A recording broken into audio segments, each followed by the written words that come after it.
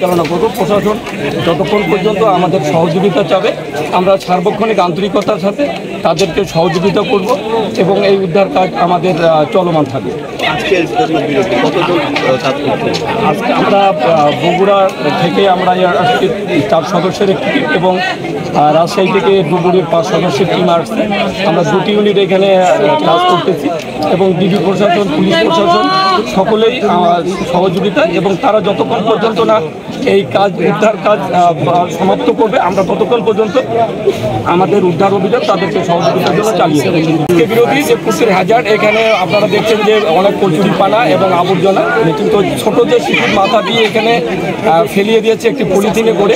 তো সেটি আমরা পানির নিচে আমাদের ডুবুরি টিম যারা উদ্ধার কাজ পরিচালনা করছে, যারা এই অনুসন্ধান কাজ চালিয়েছে তারা এখন ক্লান্ত এবং তারা সার্বক্ষণিক এবং আন্তরিকতার সাথে তারা এই অনুসন্ধান কাজে চালিয়ে তারা এখন বলতেছে যে এই রাত্রিকালীন এখানে অনুসন্ধান কাজ চালানো কষ্টসাধ্য, যার কারণে আমরা রাত্রের জন্য আজকে অনুসন্ধান কাজ সমাপ্তি করতেছি এবং প্রশাসন চাইলে কালকে সকালে যখন তারা যাবে আমরা তাদের সহযোগিতার জন্য আমরা আমাদের টিম আমরা নিয়োজিত।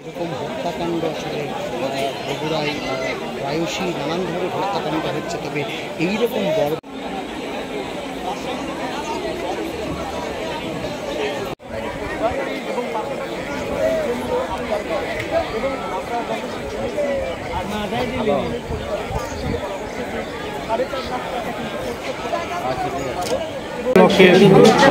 আটক করার পরে সে আমাদেরকে যেমনটা জানায় যে তার শিশুপুত্রের যে খণ্ডিত মস্তক, সেই মস্তকটা এই ফতেহালি ব্রিজ থেকে করতালুতে ফেলে দিয়েছে।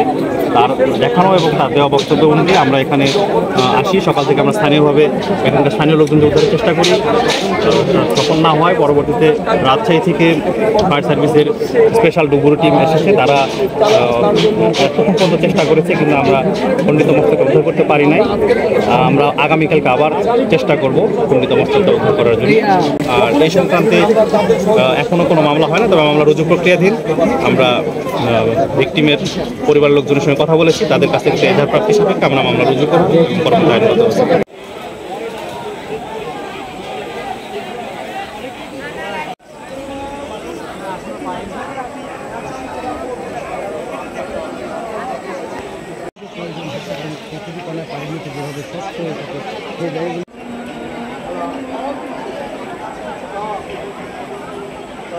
আসলে সবারই প্রত্যাশা কিংবা সবারই একটাই প্রচেষ্টা আছে এরকম ফায়ার সার্ভিসের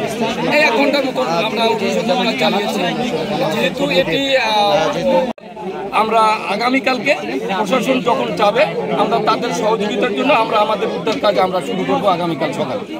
ওনারা যখন চাবে আমরা তখনই ওনাদের সহযোগিতার জন্য আমরা আমাদের টিম নিয়োজিত করব।